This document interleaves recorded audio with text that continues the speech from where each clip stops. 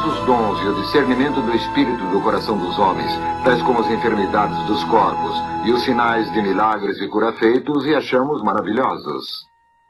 Estamos interessados, irmão Branham, em ouvir mais desse ministério especial que Deus lhe tem dado. Pois bem, irmão Cobb, vamos pelo princípio. Eu nasci no leste de Kentucky, numa pequena velha cabana perto de Burttsville. Na manhã de meu nascimento, foi dito pelos meus pais que uma luz entrou no quarto e pendia sobre mim. Meu pessoal não era religioso. Não frequentava nenhuma igreja. É claro, isso causava uma agitação entre eles. Essa luz me segue todos os dias de minha vida. Recentemente, tiraram uma foto disto, o mundo científico, como se vê aqui. Provavelmente vocês estão familiarizados com esta foto. Foi provado pela ciência. É o único ser sobrenatural que tem sido fotografado. Minha opinião, é o mesmo anjo de Deus que seguiu os filhos de Israel desde o Egito até a Palestina. Vocês, como estudantes da Bíblia, sabem que este foi o anjo do pacto, nosso Senhor Jesus Cristo, e que quando ele esteve aqui na terra, manifestado em carne, não reclamou ser uma grande pessoa. Ele disse que o filho nada pode fazer, a não ser que o pai o mostre. Em São João, capítulo 5, vocês conhecem estas escrituras. Jesus passou por esse famoso tanque de Betesda e encontrou muitas pessoas ali, cegos, mancos, coxos, esperando o movimento da água. É estranho que haja ministrado somente a um, mas se você nota, ele sabia onde estava essa pessoa. O pai o havia mostrado. Ele curou aquele. Talvez ele não era aleijado, porém estava sobre uma cama. Mas Jesus o curou. Então, mais adiante, encontramos no versículo 19, ele foi interrogado pelos judeus. Talvez isso seja questionado hoje. Por que Deus passaria por meio de um lugar onde há coxos e cegos e não curaria a todos? Mas quero citar suas palavras.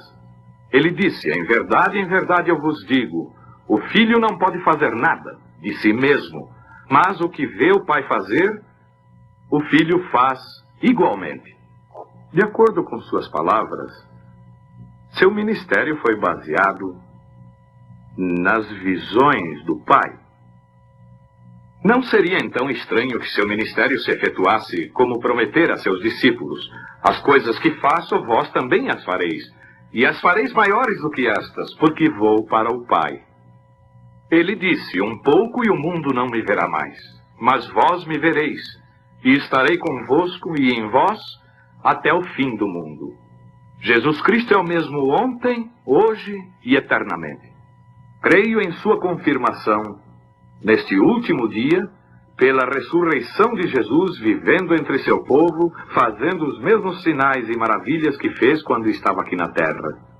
Com a idade de 7 anos, nós mudamos de Kentucky para Indiana, um pouco acima de onde vivemos.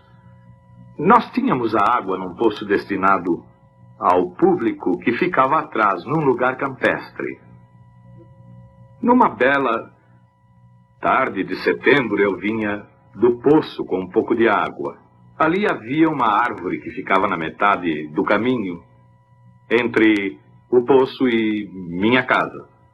Passando por ali havia um redemoinho na árvore, o que chamamos aqui de torvelinho. Não era raro ver isso nesse tempo do ano nesta parte do país, porém o redemoinho se manteve na árvore.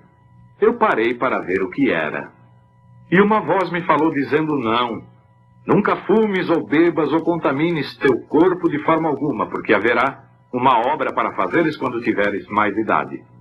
Assustado? Essa não é nem a palavra adequada. Corri depressa para casa e disse para minha mãe que um homem me havia falado de uma árvore. Ela achou que eu estava nervoso e me colocou na cama. Mas desde então, as visões começaram a me sobrevir. Quando isso vem sobre mim, produz uma visão. Estou em capacidade para dizer às pessoas o que elas devem fazer na vida e os pecados que estão ocultos em suas vidas. Com a idade de 37 anos, uma noite eu estava orando no quarto. Quando me levantei, observei que havia uma luz no chão. E ao olhar para ver de onde vinha, vi que vinha de cima. A coluna de fogo pendia em cima. Estava projetando a luz no piso, e eu ouvi alguém andando. Olhei através do quarto, e dessa luz vinha um homem. Em figura humana, pesava como que 90 quilos. Tinha cabelo sobre os ombros, cor de oliva. Estava descalço. Por certo, eu estava temeroso. E ele me disse, não temas. Ao ouvir sua voz, eu soube que era a mesma voz que sempre havia falado comigo, mas era a primeira vez que o via em forma humana.